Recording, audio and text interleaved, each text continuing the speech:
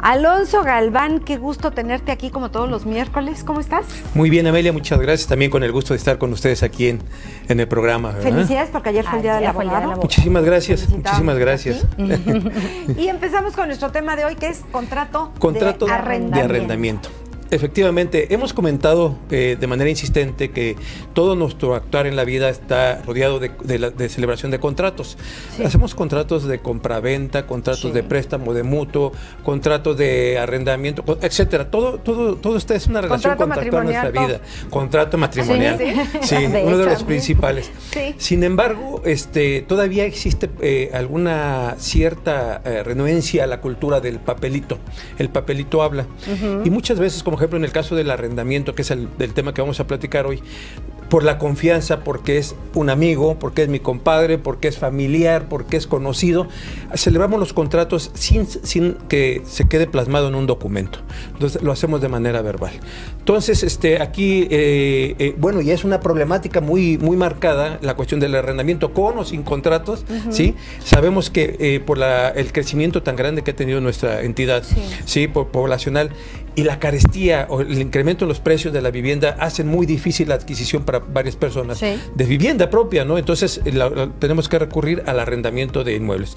El contrato de arrendamiento puede ser no solamente de inmuebles, puede ser también de muebles.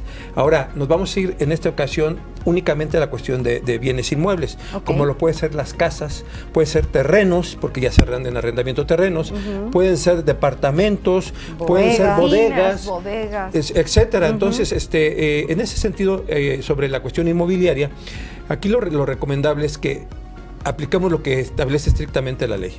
El contrato de arrendamiento siempre debe ser por escrito. Aunque sea tu hermano.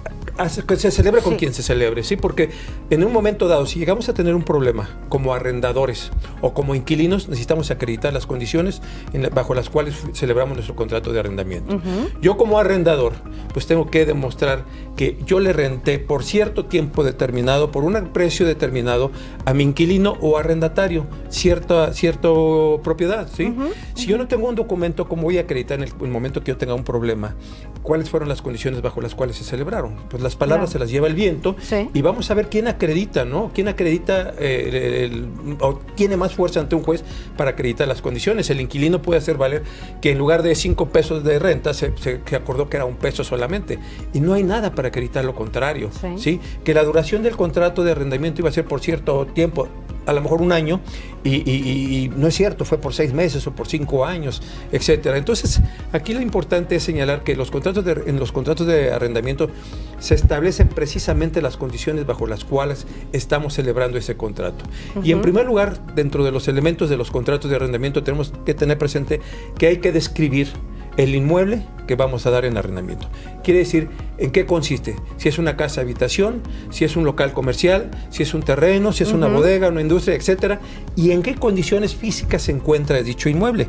¿Sí? Porque a veces decimos, es que estaba en perfectas condiciones, y la verdad es que lo rentamos en medianas condiciones o en muy malas condiciones. Entonces no firmaría el contrato la persona que lo está rentando. Así es, tenemos que conocer tanto, principalmente el inquilino o arrendatario, tiene que conocer las condiciones en las que se encuentra el inmueble, con qué servicios cuenta, si tiene luz, si tiene agua, si tiene teléfono, si tiene todo, todos los servicios, todas las instalaciones, para que el día de mañana no nos vayan a reclamar de que, oye, yo te lo dejé con teléfono y ahora resulta que ya ni el teléfono me regresaste, ¿no? O que tenía luz y no había luz, etcétera, ¿sí? Entonces hay que ver en qué condiciones, o te lo entregué en perfectas condiciones y estaba en deplorables condiciones. ¿Es necesario hacer un inventario?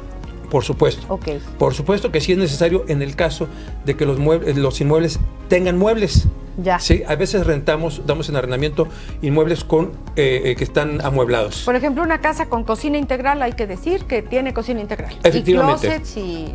Sí, normalmente rentamos una casa, cuando se trata de una casa, Amelia, decimos, pues cuenta con muebles de baño. 3 muebles, 2 muebles, lavabos, espejos, etcétera. Porque hay todo lo que inquilinos que hasta los baños se llevan, ¿cierto? Por supuesto. Sí, el lavabo, el WC, todo. Sí, los accesorios de los baños, bueno, hasta los focos para acabar. Entonces, todo eso hay que describirlo. Y cuando los inmuebles están amueblados, pues hay que describir qué muebles son los que con los que cuenta también la casa, ¿sí? En qué condiciones se encuentra y de preferencia incluso hasta poner un anexos que son fotografías.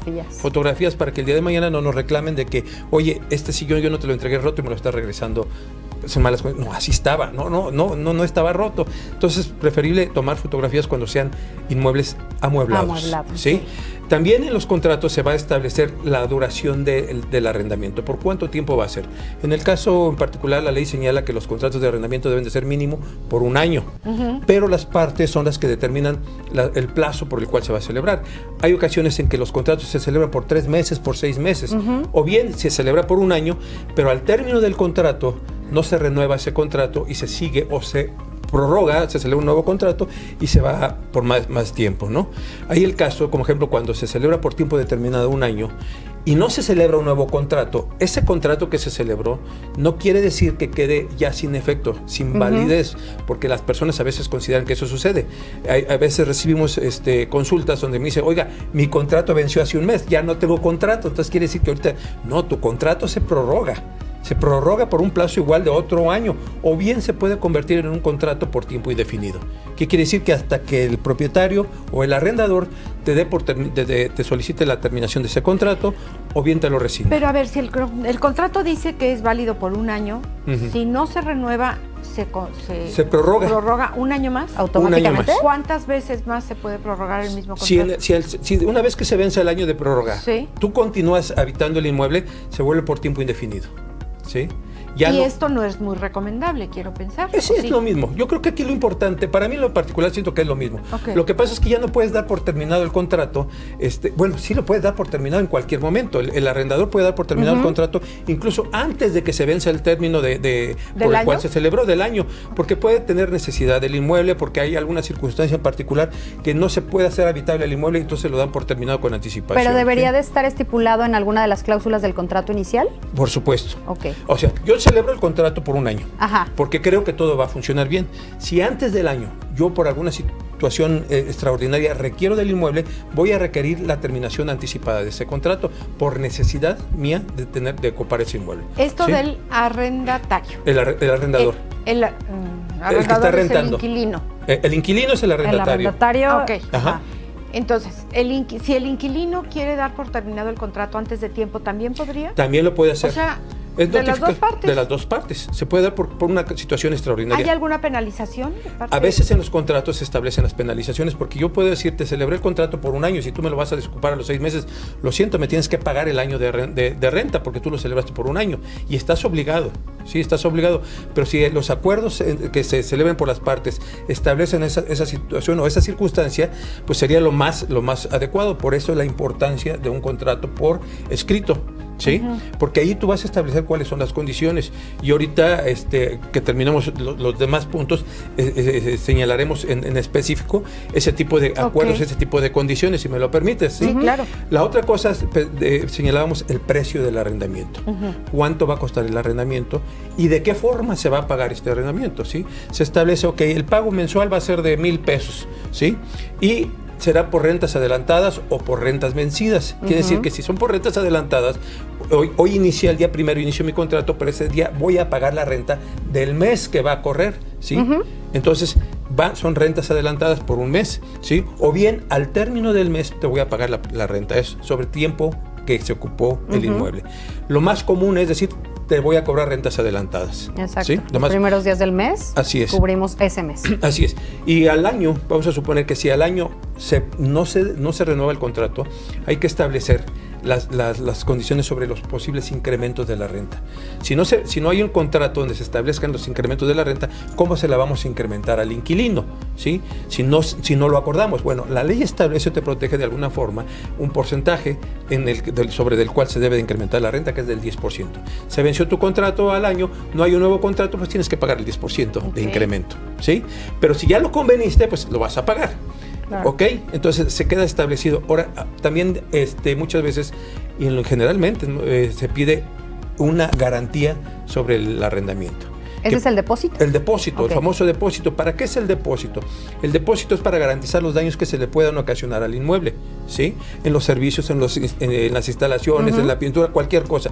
Para eso es el depósito, no es para garantizar el no pago de las rentas, porque muchas veces se interpreta como eso. Oye, te di 1 mes de depósito, aplícamelo a la renta. No, inquilino. Eso es para posibles daños que se puedan ocasionar al inmueble, que sean ajenos al uso natural o normal que se puede ocasionar a un inmueble por el trasfondo transcurso del tiempo, ¿no? Por el uso que le das, pues a lo mejor se mancha las paredes o cosas de esas. Ahí no aplica. Ahí no aplica. Depósitos. Sí, por el uso normal o pero natural. Pero si se rompió una puerta o el baño, el lavabo, la cocina, lo que sea. Para eso es la garantía. Y ahora, ese depósito la ley nos permite hasta 3 meses. Normalmente pedimos un mes, ¿sí? Un mes de depósito, pero el propietario puede pedir hasta 3 meses de depósito para garantizar los daños. Y esto es recomendable, pero en la mayoría de los casos los inquilinos no pueden pagar muchas veces, sí, no pueden pagarte 2 meses de anticipo, 3 menos, ¿sí? de garantía o de depósito más bien para posibles daños. Y esto es muy válido, les voy a decir por qué. Yo creo que aquellos que hemos tenido la oportunidad de dar en arrendamiento algún inmueble, nos percatamos que cuando nos los desocupan, los dejan dañados y un mes de depósito no te alcanza. No, ni con 5, a veces ni con 5 meses de depósito te alcanza para hacer las reparaciones. Entonces, estas situaciones se establecen en el contrato. La otra es la posibilidad de designar un fiador, que también es conocido como aval. Aval es en materia mercantil, fiadores es en materia civil. Entonces, en los contratos de arrendamiento se solicita un fiador. ¿Quién es el fiador? Es la persona que le va a garantizar al inquilino o al arrendador, el pago o el cumplimiento de las obligaciones del contrato por parte del inquilino. Si no paga el inquilino las rentas, el fiador es el que lo va a pagar. Si el inquilino ocasiona daños al inmueble y no responde por ellos, el fiador es el que los va a pagar. O sea, el fiador va a responder del cumplimiento de las cláusulas. Es igual que como si fuera el inquilino. El fiador está obligado en los mismos términos a responder por los daños y por los adeudos de rentas que se tengan. ¿Qué requisitos se le debe pedir al fiador? Los requisitos cada quien los impone, ¿sí? Porque tú puedes aceptar cualquier persona, pero lo recomendable es una persona que tenga un domicilio propio, que viva en la ciudad donde tienes el inmueble. ¿Para qué? Para que tenga la certeza de hacer efectivo cualquier situación. Si no paga el inquilino, se supone que con ese bien inmueble que tenga el fiador lo puedes tienes un poquito más de certeza de que no se te va a ir el fiador. Que si el inquilino se te va, el fiador allí lo tiene seguro porque tiene su casa propia, ¿sí? Entonces lo vas a poder hacer efectivo el cobro de los adeudos que te deja el inquilino. Yo recuerdo, y nunca se me olvida, en las clases en la Facultad de Derecho, cuando nos decían que el fiador y el aval es el seguro pagador. Esa es la definición de un fiador y de un aval. El que va a acabar pagando. El que va a terminar pagando. Entonces ahora ya está difícil conseguir. No, cuando se trata de familiares, amigos, claro, pues sí te dan y a la eso firma, iba. ¿no? Ahora no recuerdo el término, pero ¿hay alguna otra alternativa si no tienes a un fiador? ¿Comprar una fianza? Bueno, lo que pasa es que se maneja lo de la fianza. Nomás que lo de la fianza es muy difícil porque para contratar una fianza tienes que dejar un inmueble en garantía. Y si no lo tienes, no la vas a poder conseguir. ¿Sí? La otra, ahorita está muy de moda ¿cómo se llama? Un seguro jurídico. Sí. Seguro jurídico, perdón por los que se dedican a esto, pero el seguro jurídico es el que le dice al arrendador, oye, lo va a pagar el arrendatario, pero el seguro jurídico te sirve para que te estén presionando al inquilino para que te pague las rentas. Pero no se hace cargo de pagar. Pero él no paga la renta. En caso de que hubiera algún incumplimiento en el contrato, ese seguro jurídico no abarca el llevar un juicio. ¿Sí? Te dicen, te vamos a demandar, sí te vamos a demandar, pero el que vende el seguro jurídico dice, yo voy a cobrar mis honorarios por llevar el juicio. Entonces, ¿es lo mismo que póliza jurídica? La póliza jurídica. O sea, no te garantiza el pago. Perdón, utilicé mal el término, es póliza jurídica. Es la póliza jurídica. Ok, no garantiza el pago, nada más garantiza que van a estar ellos pidiéndole al inquilino que no se retrase.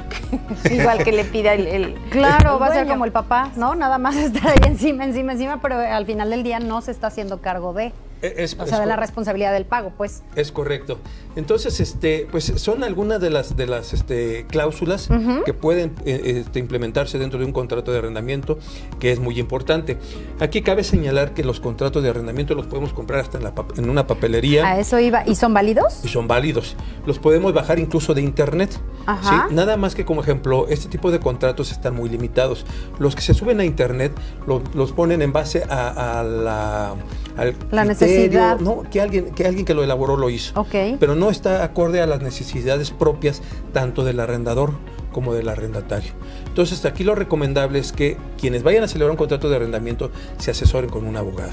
¿Sí? ¿Por qué? Porque vamos a establecer, como señalábamos hace rato, ¿no? ¿Cuáles son las condiciones? ¿Cómo puedo yo asegurar como arrendador el cumplimiento del inquilino? Sí, porque señalábamos, por ejemplo, así como está la póliza jurídica, los 3 meses de depósito, pues hay también situaciones en las que, o momentos en los que se pide que les firmes pagarés por los 12 meses que va a durar el contrato de arrendamiento. Exacto. Que aparte que tengas el fiador, el depósito y etcétera. Se piden un exceso de garantías para tener la seguridad en el pago de las rentas, ¿verdad? Tenemos una llamada de la señora Marta García, que si se vence el contrato, ¿el aval sigue vigente o también se vence? Por supuesto, continúan las obligaciones del fiador para con el contrato de arrendamiento. Okay. Aquí son una de las condiciones que se puede establecer. Hoy, si yo voy a firmar como fiador, te lo voy a firmar, pero nada más por un año, que es la duración del contrato. Si el contrato se prorroga por más, ya no voy a ser responsable. ¿Sí? Yo no nada más por un año voy a firmar como fiador y se establecen esas condiciones. Pero si no se establecen, si no se especifica, en automático se sigue el fiador como obligado solidario del arrendatario. Entonces seguirán las obligaciones. Sí, no es cualquier cosa hacer un contrato de arrendamiento, ¿no? Se ahorrarían muchos problemas que de hecho suceden y los juzgados están llenos de juicios de este tipo, que pues no pagó, que ya se fue, que dejó una cuenta de no sé cuánto, que está deshabitada la casa, pero aparte no te puedes meter, porque si es mi casa no te puedes meter. Así es. Es el contrato. Le voy a limitar los servicios, no lo puedes hacer. No, el agua. El agua, sí. Le voy a cerrar la puerta para que ya no entre tampoco. Sí, cometes un delito, siendo tú el dueño. Están mucho más protegidos de alguna manera los inquilinos que los dueños. Pareciera que sí, que los inquilinos estén más protegidos que los propios propietarios. Ahora, hay que tener presente que también cuando los contratos se vencen o las partes deciden darlos por terminados anticipadamente en el plazo o con posterioridad al plazo, cuando hay incumplimiento por parte del inquilino en cualquiera de las cláusulas, procede la rescisión, procede demandar la rescisión, y es cuando se da lo que tú señalas ahorita. Oye, no me está pagando la renta, pues voy a demandar la rescisión del contrato. Ya no es terminación, es rescisión por incumplimiento en cualquiera de las cláusulas por el inquilino. Entonces viene un juicio. Y ahí se viene el juicio. Sí. Y en el juicio, los procedimientos tienen una serie de recursos que se pueden interponer dentro del mismo, que muchas veces pueden durar años. Pueden durar años, y el problema es para el arrendador, ¿verdad? Porque dice, yo cómo me garantizo si siguen corriendo los meses de renta que no se me están pagando, y por un juicio que ya se volvió muy largo, muy tedioso, donde se están interponiendo todos los recursos, pues resulta que mi propiedad la voy a recuperar a los 2 o 3 años. Esta era una forma de vida de muchos años, ¿no? Es vivir correcto. De tus rentas, y ahorita ya tienes sus aseguranzas. Así es, y todos esos bemoles, pues a través de la asesoría, ¿no? De acuerdo. ¿En dónde te encontramos, Alonso? En el teléfono 442-215-1011, y el domicilio es Avenida Plateros número 201, esquina calle Capuchinas, Colonia Carretas. En redes sociales, Galván Nardoni, Corporativo Jurídico, ahí nos encuentra, estamos a sus órdenes. Perfecto, muchísimas gracias, Alonso, hasta dentro de 8 días, y vamos a una pausa. Ay, ¿parece bien? Sí, vamos. No nos tardamos nada, regresamos.